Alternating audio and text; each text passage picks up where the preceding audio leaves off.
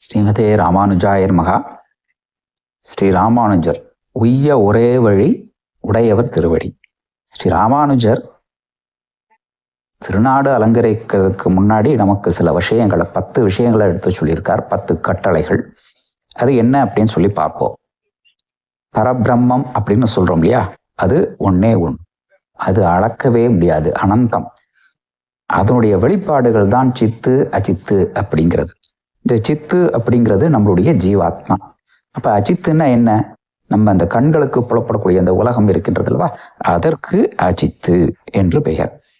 நாம ஒரு டேபிளை பார்க்கிறோம், அது அச்சித்து. எந்தெந்த பொருட்கள்லாம் நமக்கு கண்ணுக்கு தெரிகிறதோ அதெல்லாமே அச்சித்து. பகவானை சரணடையணும்.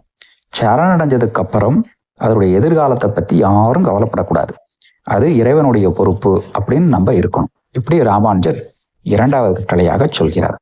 3வது கட்டளை பார்த்தோம் என்றால், சரணம் அடைஞ்சாச்சு, அதுக்கு பின்னாடி இன்ப துன்பங்கள் நமக்கு வருதே அப்படின்னு சொல்லிட்டு பார்க்குறோம். அது நம்மளுடைய பூர்வ வினைப்பயன் அப்படின்னு நம்ம நினைச்சுக்கணும் அப்படின்னு சொல்றார். அதுக்கப்புறம் மோட்சம் அப்படின்னு சொல்லிட்டு ஒவ்வொரு உபாயத்தையும் அடையிறதுக்கு முயற்சிக்க கூடாது. அதுக்கப்புறம் 5வது கட்டளையாக எதை சொல்றார்? ஸ்ரீபாஷ்யத்தை அர்த்தத்தோட கத்துக்கணும். சுவாமி, எனக்கு ஸ்ரீபாஷ்யத்தை அர்த்தத்தோட படிக்கிறதுக்கு ரொம்ப சிரமமா இருக்கு அப்படின்னு சொன்னாலும் அதற்கும் ஒரு எளிமையான வழியை சொல்றார். நம்மாழ்வாருடைய திருவாய்மொழியை அர்த்தத்தோடு கத்துக்கோங்க, அதை கற்பிக்கவும் வேணும் அப்படின்னு சொல்றார். சரி, திருவாய்மொழியும் எனக்கு வரல அப்படின்னா என்ன செய்யறது பாருங்கோ. உடனே 7வதா ஒரு ஆப்ஷன் கொடுக்குறார்.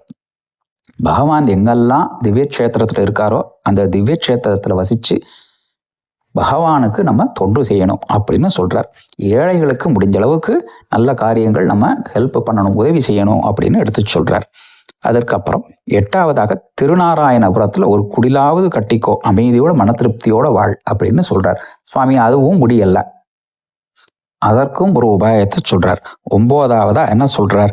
இருந்த இடத்துல இருந்துட்டு பகவான் மீதோ இல்ல ஆச்சாரியன் மீதோ எல்லா பாரத்தையும் போட்டுட்டு அவ இருவரையும் சிந்திச்சுட்டு இருக்கோ என்று 9வது கட்டளை ஸ்ரீ ராமானுஜர் நமக்கு கொடுக்கின்றார்.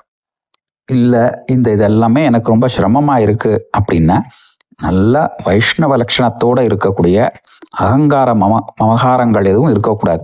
எல்லா ஜீவராசிகள்கிட்டையும் அப்படியே கருணையோடையும் அன்போடையும் இருக்கணும். அப்பேற்பட்ட ஸ்ரீ வைஷ்ணவோட ஆதரவுல ஒதுங்கி இருந்தாலே போறோம் அப்படின்னு சொல்லிட்டு ஸ்ரீ ராமானுஜர் கொடுக்கிறார். 10 கட்டளைகள் நமக்கு கொடுத்திருக்கார். உய்ய ஒரே வழி உடையவர் திருவடி. ஸ்ரீமதே ராமானுஜாய நமஹ. சர்வம் ஸ்ரீ கிருஷ்ணார்ப்பணமஸ்து.